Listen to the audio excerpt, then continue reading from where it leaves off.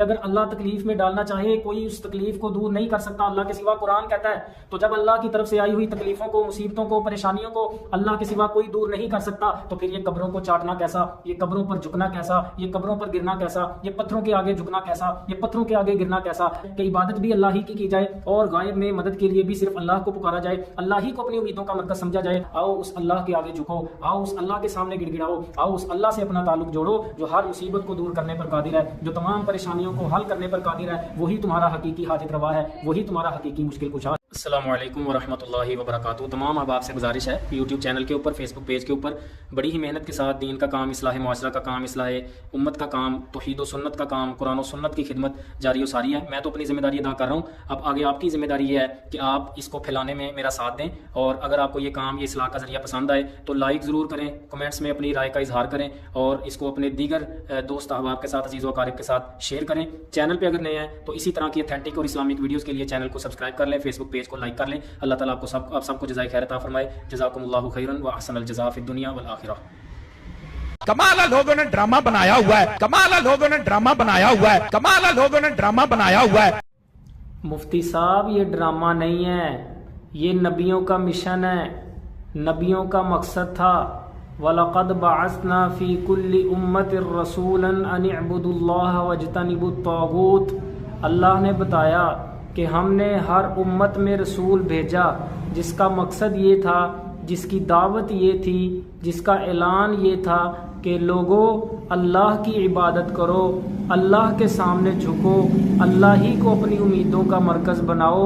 اور طاغوت سے اجتناب کرو، شیطان کی پوجا سے، شیطان کی پرستش سے، بتوں کی پرستش سے، اور ہر قسم کے شرک جو کہ طاغوت کے ہی زمرے میں آتا ہے۔ شیطان کو بنیادی طور پر مفسرین نے طاغوت قرار دیا ہے کیونکہ اسی کے آرڈر پر، اسی کی تعلیم پر شرک جاری ہوتا ہے، اسی کے کہنے پر لوگ قبروں پر جھکے، اسی کے کہنے پر لوگ پتھروں کے آگے جھکے، اسی کے کہنے پر لوگ اللہ کو چھوڑ کر سورج، چاند، ستاروں کے آگے جھکے۔ تو نبیوں کا یہ مشن تھا کہ وہ لوگوں کو قبروں سے، درختوں سے، پتھروں سے ہٹا کر اللہ کے آگے جھکائیں، اللہ کی انہیں عظمت بتائیں اور اللہ کے ساتھ انہیں جوڑیں۔ اور العلماء ورثۃ الانبیاء کے تحت اہل علم، جو حقیقی اہل علم ہے، جو قرآن و حدیث کا علم رکھنے والے علماء حق ہیں، ان پر یہ فرض ہے،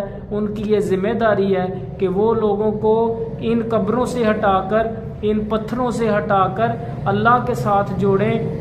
اور انہیں یہ آگاہی دیں کہ لوگوں امیدوں کا مرکز اللہ کی ذات ہے، لوگوں دعاؤں کا مرکز اللہ کی ذات ہے۔ غائب میں مدد کے لیے پکارنا ہے تو صرف اللہ کو پکارنا ہے۔ ایاک نعبد و ایاک نستعین، جو اللہ ہر نماز میں ہم سے دہرواتا ہے، اس کا بھی تقاضا یہ ہے کہ عبادت بھی اللہ ہی کی جائے، اور غائب میں مدد کے لیے بھی صرف اللہ کو پکارا جائے، اللہ ہی کو اپنی امیدوں کا مرکز سمجھا جائے۔ وَمَن نَّصْرُ إِلَّا مِنْ عِنْدِ اللَّهِ الْعَزِيزِ الْحَكِيمِ، اور مدد نہیں آتی مگر اللہ ہی کی طرف سے جو نہایت غالب ہے اور بڑی حکمتوں والا ہے۔ لَهُ دَعْوَةُ الْحَقِّ، اسی کو پکارنا حق ہے۔ والذین یدعون من دونہ، اور وہ جن کو یہ لوگ اس کے سوا پکارتے ہیں، لا یستجیبون لہم بشیء، وہ ان لوگوں کو کسی چیز کا جواب نہیں دے سکتے،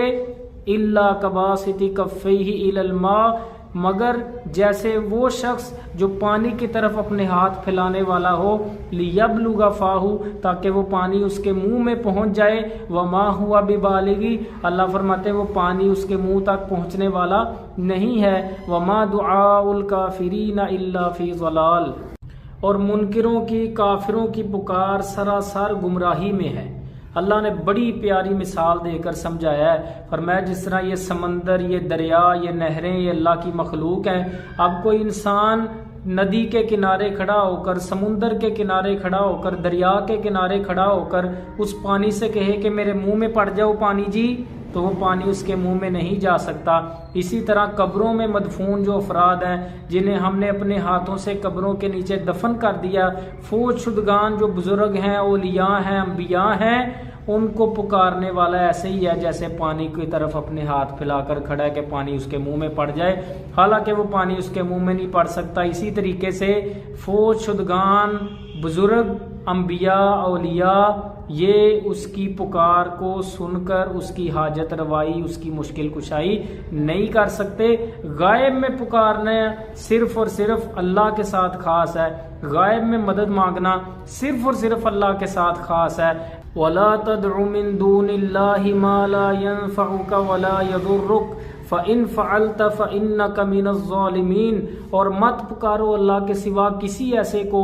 جو نہ تمہیں نفع دے سکتا ہے نہ تمہیں نقصان دے سکتا ہے، پس اگر تم نے ایسا کیا تو بے شک تب تم ظالموں میں سے ہو جاؤ گے۔ وَإِن يَمْسَسْكَ اللَّهُ بِضُرٍّ فَلَا كَاشِفَ لَهُ إِلَّا هُوَ، اور اگر اللہ تمہیں کسی تکلیف میں ڈالنا چاہے، اگر اللہ تمہیں کوئی تکلیف پہنچائے تو اس کے سوا کوئی اس تکلیف کو دور نہیں کر سکتا۔ وَإِن يُرِدْكَ بِخَيْرٍ فَلَا رَادَّ لِفَضْلِهِ، اور اگر وہ تمہارے ساتھ کسی خیر کا، بھلائی کا ارادہ کر لے تو اس کے فضل کو بھی تم سے کوئی ٹال نہیں سکتا۔ اگر اللہ تکلیف میں ڈالنا چاہے کوئی اس تکلیف کو دور نہیں کر سکتا اللہ کے سوا، قرآن کہتا ہے۔ تو جب اللہ کی طرف سے آئی ہوئی تکلیفوں کو، مصیبتوں کو، پریشانیوں کو اللہ کے سوا کوئی دور نہیں کر سکتا، تو پھر یہ قبروں کو چاٹنا کیسا، یہ قبروں پر جھکنا کیسا، یہ قبروں پر گرنا کیسا، یہ پتھروں کے آگے جھکنا کیسا، یہ پتھروں کے آگے گرنا کیسا۔ آؤ اس اللہ کے آگے جھکو، آؤ اس اللہ کے سامنے گڑ گڑاؤ، آؤ اس اللہ سے اپنا تعلق جوڑو جو ہر مصیبت کو دور کرنے پر قادر ہے، جو تمام پریشانیوں کو حل کرنے پر قادر ہے۔ وہی تمہارا حقیقی حاجت روا ہے، وہی تمہارا حقیقی مشکل کشا ہے۔ اللہ ہمیں سمجھنے کی توفیق عطا فرمائے۔